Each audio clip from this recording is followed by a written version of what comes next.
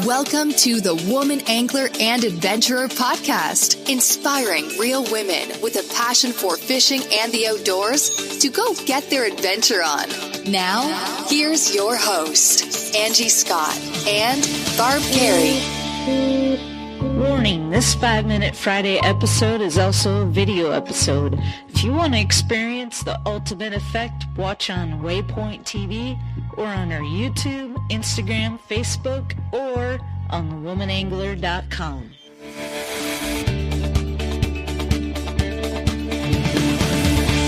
Welcome to another 5-Minute Friday. My name is Barb Carey, and I have some great tips for you this week on vertical jigging. Wisconsin winter just disappeared. All of a sudden it's spring. We're already out in the rivers fishing. One of the most common ways and most fun way to fish is to vertical jig. A lot of times the inland lakes are closed now, but the rivers are open. In Minnesota, you got the Mississippi. I think they're fishing in the Missouri River, Lake Huron, a lot of the tributaries that run out of the Great Lakes. The season is open, and now's when you go vertical jigging for big walleye. I want to give you some tips. One of the biggest tips is have a rod you're going to feel the bite.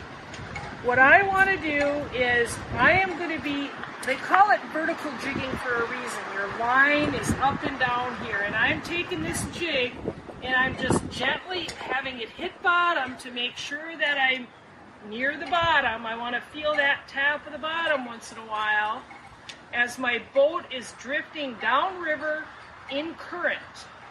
So I want to have a really sensitive rod that's delivering me the information on what that jig is doing. A rod that's specifically made for that is the St. Croix Icon. It's a very affordable rod. I like a medium light action with an extra fast action tip. I like using braided line. This I have braided line on with a fluorocarbon leader. So some of the tricks are using the right weight of jig. So picture this boat floating down a river. I am floating, the current is pushing me away. And you want your line on the side of the boat that is the current is pushing the boat away, because you get snags when you're doing this. From billion-dollar ad budgets and arena naming rights to tens of thousands of retail locations, big wireless providers spend big to appear like they're your only option. How do they afford it all? That big bill you get at the end of every month. Mint Mobile had a different idea. Instead of brick and mortar overhead, Mint Mobile is online only.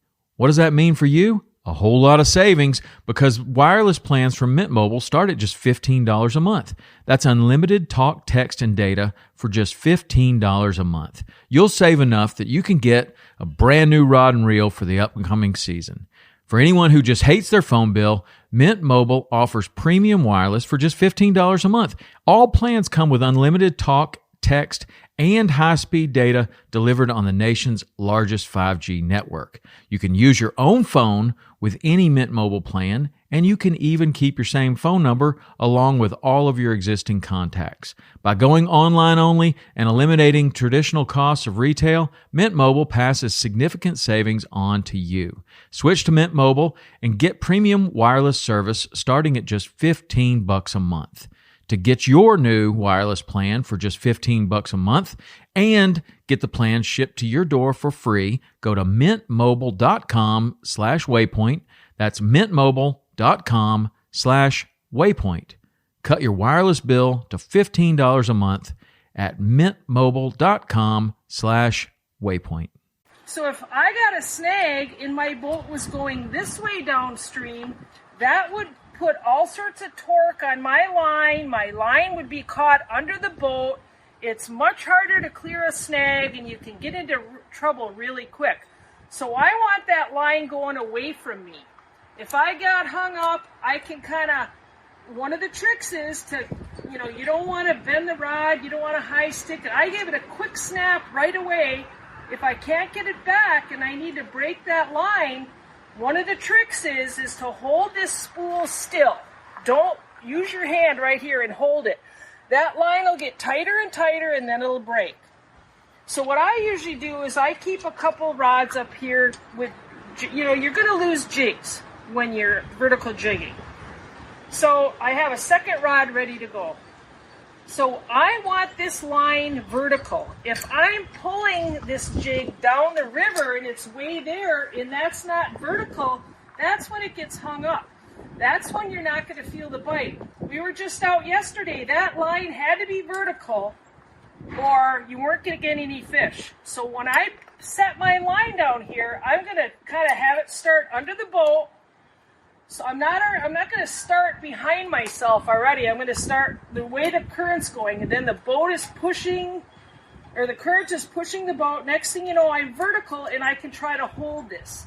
If I can't hold it, and I can't feel the bottom, I got to go up to a heavier jig.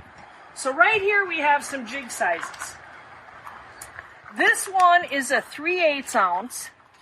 This one's a 5/8. This one's a 3/8. This one is a 1/4. And this is the clam drop tungsten jig that's also a 1/4. And see the difference. This is going to have less resistance in the water because it's smaller round, but it's just as heavy as this bigger one. I love these jigs. With that tungsten, you can feel every little thing that you're feeling on the bottom. And it doesn't poison eagles, and it's not as bad for the environment as lead is. So keep that in mind. I love those jigs. You want to use a kind of jig where you're able to keep your line vertical. If the current is fast, you might have to go up to a 5/8. If it's not as fast, go down. You want the smallest you can as long as you can stay vertical. Have your second rod ready to go, and you can have some spare jigs tied up and just have to hook them onto a swivel or something. Keep a smaller reel so it's lightweight, so your hand doesn't get fatigued. And if you haven't tried it, get out there and try it. Vertical jigging for fish is so fun. For the next 2 months, that's going to be the bite to go after. So good luck to you guys.